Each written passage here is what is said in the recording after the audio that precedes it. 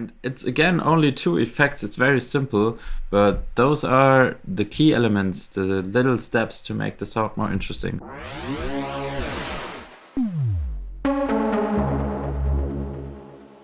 Hey guys, and welcome back on weltsound.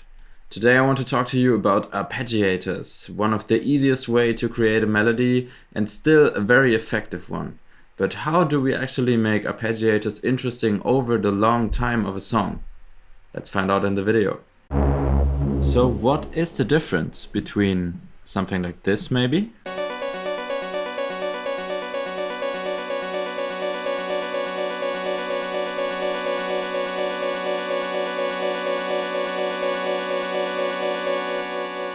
Or something like this.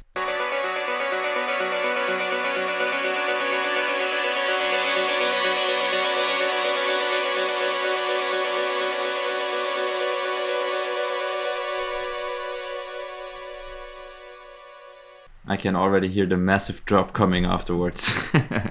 So we have a bad arp and a good arp. And what's actually the difference here is the way I'm working with the dimensions. So interestingly, those are the automations that both of the tracks share. It's both the cutoff, the envelope of the cutoff, and the release time of the sound in general, which are opening up over time. And that's a pretty obvious thing to work on when you try to build up an arpeggio, maybe over the break or even over a beat part. But there's a lot of different ways, a lot of more complex ways to work out the details and to make it feel more far away, to make it come closer. So that's what we want to have a look at today.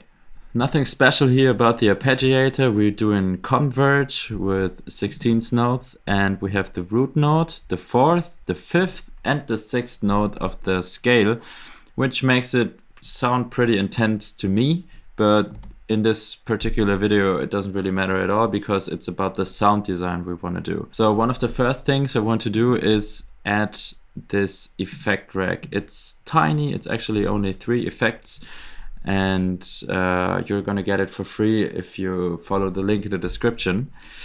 And I'm gonna show you what it does now. So it utilizes a nice effect in Ableton called cabinet, which simulates that instead of having the signal just running through Ableton, it simulates having a microphone and recording the signal out of a speaker. So there's different settings for the microphone that you want to use, which does change the tone a little. And then there's also different settings here and there. And you should really just try them out. They bring out different resonances and room sounds. And there's the option to make it mono or dual, which means stereo. Because cabinet takes away a lot of the high harmonics of a sound and makes it feel a little dull. And the reverb then also makes the sound feel far away. We have a nice little tension build up. So we could perhaps do it like this, just coming from full distance. And we see the cutoff and the envelope coming up here already. So this might be good like this, or maybe a little longer. Go for something like this.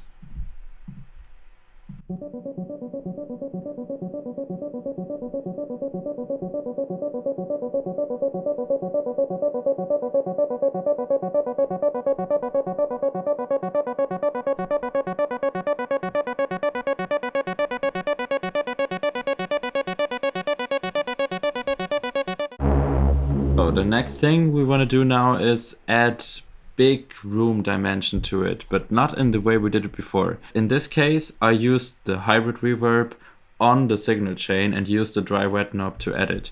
Now what I want to do is I want to do this send here. It's a Valhalla Supermassive reverb, and I want to add this slowly over time, maybe already starting here just a little, counteracting the loss of the reverb from the distance, and then building up maybe like this. Maybe that's a little too fast. Going like this. And not only that, I also want to add delay, but let's first have a quick listen how it sounds when the reverb comes back.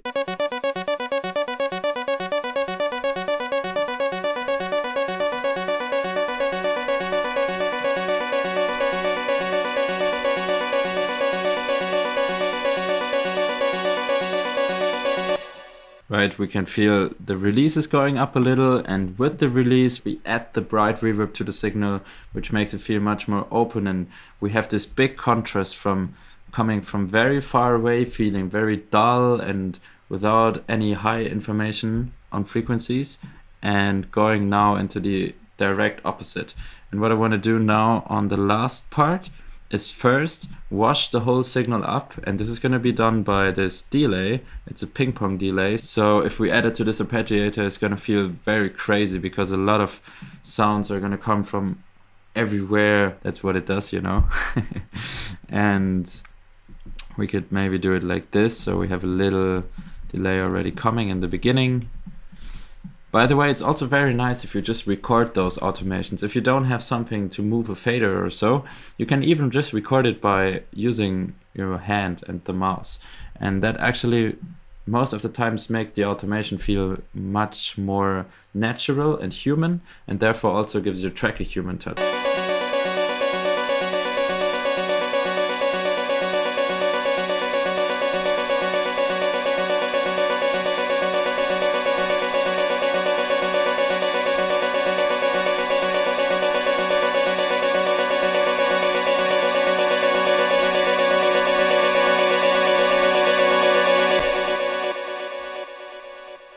Alright, and now with the release going up here and pushing the signal to a very loud point, and also the delay and the reverb adding to this, it kind of feels a little too much. So there's another thing I want to do, and I have another rec for this.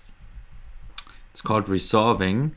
And it's again only 2 effects. It's very simple, but those are the key elements, the little steps to make the sound more interesting. So what I'm doing here is I have this fade out knob. So this fade out automation, we can maybe just put it here on the end.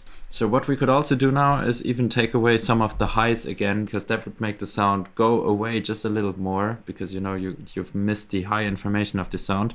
So we could add this frequency knob here, we could add it to the macro, and now we just have to check it's the wrong way around. You can see that if we're at 0 with the fade out, it's also at like minimum here at the 10 Hertz. So we want to switch that around, and we also don't want to go down to 10 Hertz. Maybe 10,000 is all right, you know, just a little bit.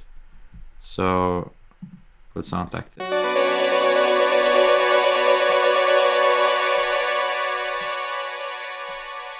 10,000 is not enough. Let's say 5,000.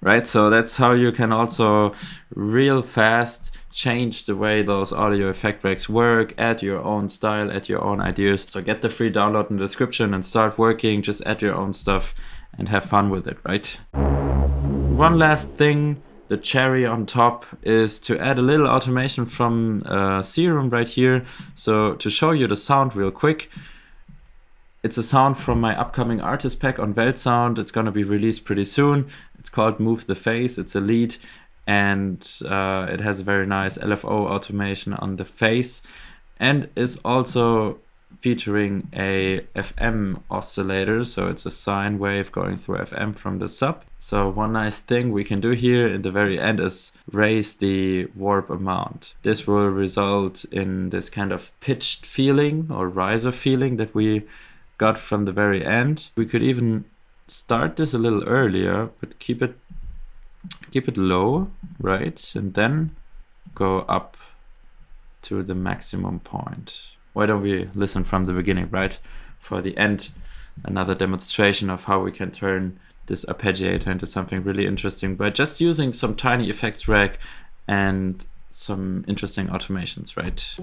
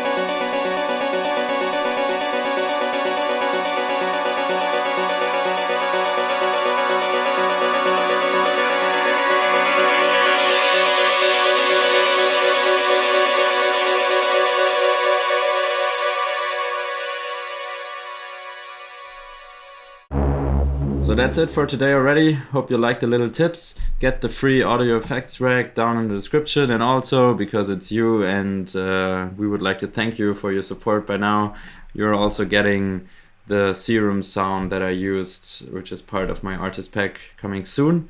You can get it for free in the description as well. So check that out, have a good time, and see you soon.